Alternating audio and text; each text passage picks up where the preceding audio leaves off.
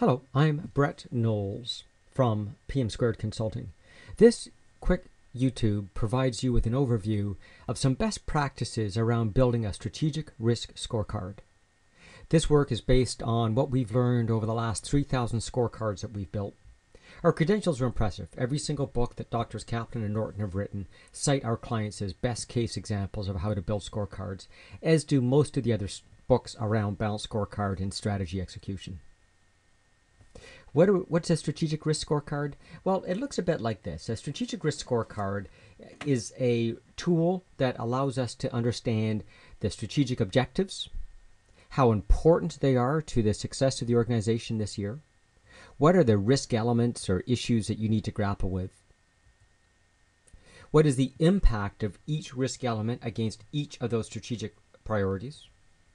From there, the leading indicators of how we're performing against that risk, and maybe a visual representation of that weighted net risk impact. What we can then do is give you a weighted impact analysis by risk element, or horizontally give you a weighted risk analysis by strategic objective. So this dashboard allows us to describe the strategy at the macro and micro level and allows us to more readily predict the risks that the organization is undergoing in light of the current strategy. So let's take a look at those 5 steps I mentioned before and how to go about building a risk scorecard. First, we need to take your existing strategy and capture it in a strategy map. Using your leadership team, we'll identify the few key strategic objectives and their overall weighting or priority for this time period.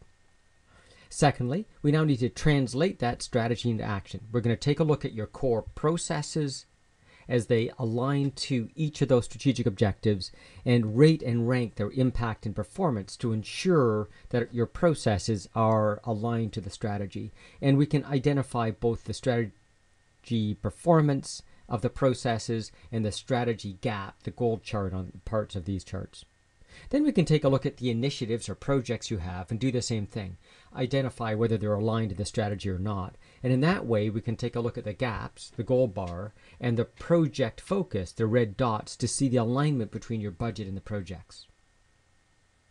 Now that's the strategy part. Let's put that in the shelf for a second. Now we can do a different analysis by building the risk matrix, but it's similar.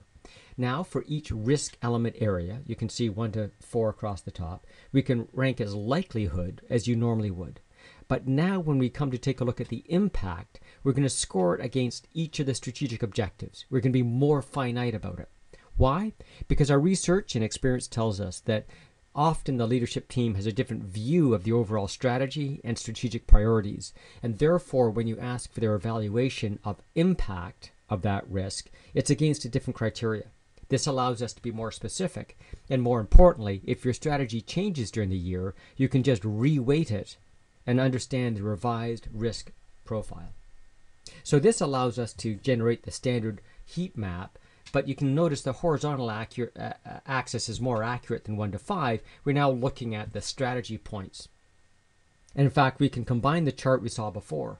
We can now take a look at the process gap, the project investment, and the risk, and begin to discover where your true exposure is, where I have a high gap, low project investment, and high risk.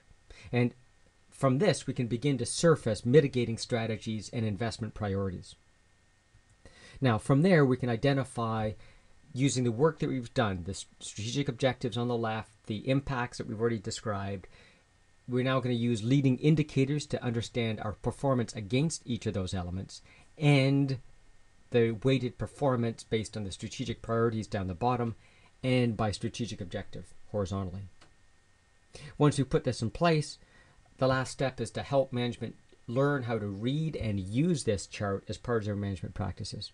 So I hope this has been interesting to you. If you want to learn more detail about this process, which is simple, right? Literally, it's 5 phases, typically completed inside of 2 weeks. Strategy map, link it to the processes, understand the process gaps, link it to the projects, understand the project gaps and alignment, then develop the standard risk matrix with a little bit more detail around the specific impacts, and from there begin to identify where we have exposure.